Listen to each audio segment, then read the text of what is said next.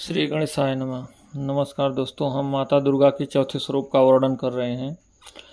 सुरा संपूर्ण कलशम रुधिराप्लुतमेव च दधाना हस्तपद्म्याभ्याम कुसुमांडा शुभदास्तु में।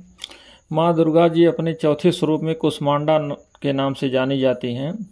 अपनी मंद हल्की हंसी द्वारा अंड अर्थात ब्रह्मांड को उत्पन्न करने के कारण इन्हें कुसुमांडा देवी के नाम से अभिहित किया गया है। जब सृष्टि का अस्तित्व नहीं था, चारों ओर अंधकार ही अंधकार परिव्याप्त था, तब इन्हीं देवी ने, यही कुसुमांडा माता ने अपने ईसत हास्य से ब्रह्मांड की रचना की थी। अतः यही सृष्टि की आदि स्वरूपा आदि शक्ति हैं। इनके पूर्व ब्रह्मांड का अस्तित्व नहीं था, अर्थात ये देवी के पूर्व इस ब्रह्मांड का, इस सृष्टि का कोई अस्तित्व नहीं था।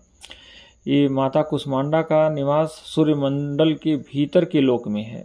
सूर्य लोक में निवास कर सकने की क्षमता और शक्ति केवल इन्हीं में है, अर्थात सूर्य लोक में माता कुसुमांडा ही केवल निवास करती हैं। अन्य कोई निवास कर सकने की क्षमता किसी में नहीं है।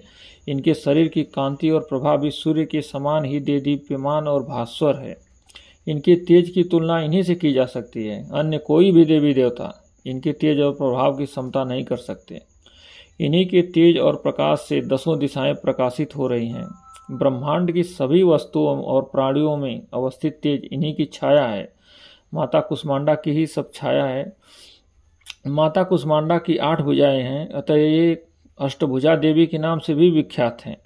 इनके 7 हाथों में क्रमशः कमंडलो, धनुष, बाण, कमल पुष्प, अमृतपूर्ण कलश, चक्र तथा गदा है। 8वें हाथ में सभी सिद्धियों और निधियों को देने वाली जप माला है। माता का वाहन सिंह है। संस्कृत भाषा में कुसुमांड कुम्हड़े को कहते हैं। बलियों में कुम्हड़े की बलि इन्हें सर्वाधिक प्रिय है। इस माता को कुम्हड़े की बलि की जाती है। किसी विशिष्ट कार्य पर, किसी अवसर पर माता को कुम्हड़े की बलि की जाती है, इसीलिए भी इनको कुसुमांडा कहा जाता है। इस कारण से वे कुसुमांडा कही जाती हैं। नवरात्र पूजन के चौथे दिन कुसुमांडा देवी के स्वरूप की उपासना की जाती है। चौथे दिन का दिन माता कुसुमांडा का होता है।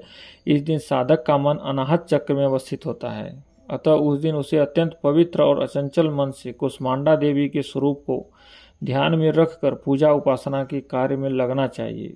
माँ कुसुमांडा की उपासना से भक्तों के समस्त रोग शोक विनष्ट हो जाते हैं।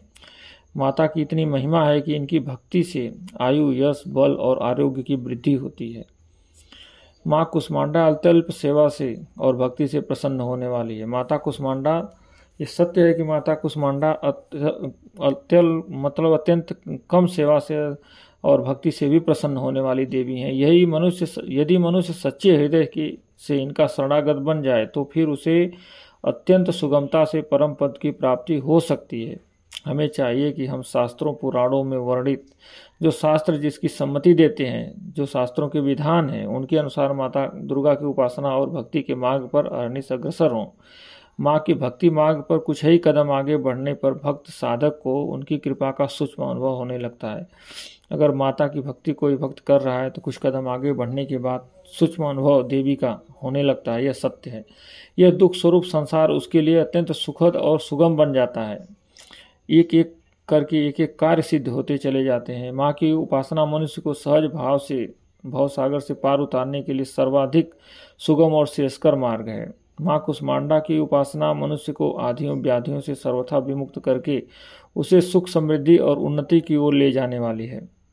अतः अपनी लौकिक पारलौकिक उन्नति चाहने वालों को इनकी उपासना में सदैव तत्पर रहना चाहिए। माता का यह चरित्र जो लोग सुनेंगे उनके एक एक कार्य, अभिष्ट कार्य सिद्ध होते जाएंगे।